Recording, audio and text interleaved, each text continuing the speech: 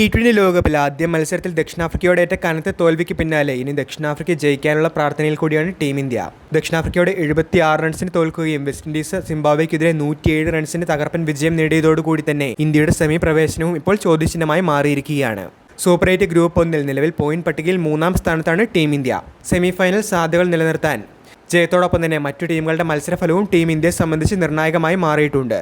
സിംബാബ്വേക്കെതിരായ മത്സരത്തിലും മാർച്ച് 1-ന് നടക്കാനായിരിക്കുന്ന വിൻഡീസിനെതിരായ മത്സരത്തിലും ഇന്ത്യക്ക് വിജയത്തിൽ കുറഞ്ഞൊന്നും ചിന്തിക്കാനാവില്ല. ഈ രണ്ട് കളികൾ ജയിക്കുക എന്നത് ടീം ഇന്ത്യയെ സംബന്ധിച്ച് സെമിയിലെത്താനുള്ള മാൻഡേറ്ററി കാര്യമായി മാറിയിട്ടുണ്ട്. നിലവിൽ നെറ്റ് റൺ റേറ്റിൽ ഇന്ത്യ വൻതോതിൽ പിന്നിലാണ്. 5.35 വിൻഡീസും 3.8 ദക്ഷിണാഫ്രിക്കയും 1-2 സ്ഥാനങ്ങളിലാണ് പോയിന്റ് പട്ടികയിൽ. -3.80 നിലവിലെ ഇന്ത്യയുടെ നെറ്റ് റൺ റേറ്റ്. ആയതിനാൽ തന്നെ സിംബാബ്വേക്കെതിരെയും വിൻഡീസിനെതിരെയും ചെറിയൊരു വിജയം കൊണ്ട് മാത്രം ഇന്ത്യക്ക് സെമിയിലെത്താനായി സാധിക്കുകയില്ല. വൻ മാർജിനിലുള്ള വിജയം മാത്രമേ ടീം ഇന്ത്യയുടെ സെമി ഫൈനൽ സാധ്യതകൾ തുറക്കുകയുള്ളൂ.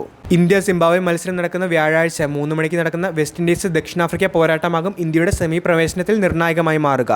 വെസ്റ്റ് ഇൻഡീസ് ദക്ഷിണാഫ്രിക്കയെ തോൽപ്പിച്ചാൽ ടീം ഇന്ത്യയെ സംബന്ധിച്ച് കാര്യങ്ങൾ വളരെ പ്രയാസമായി തന്നെ മാറും. വെസ്റ്റ് ഇൻഡീസിനെതിരെ ദക്ഷിണാഫ്രിക്ക വിജയിക്കുന്നതാണ് വിൻഡീസ് ജയിക്കുന്നതിനേക്കാൾ ടീം ഇന്ത്യക്ക് അനുകൂലമായി മാറുക.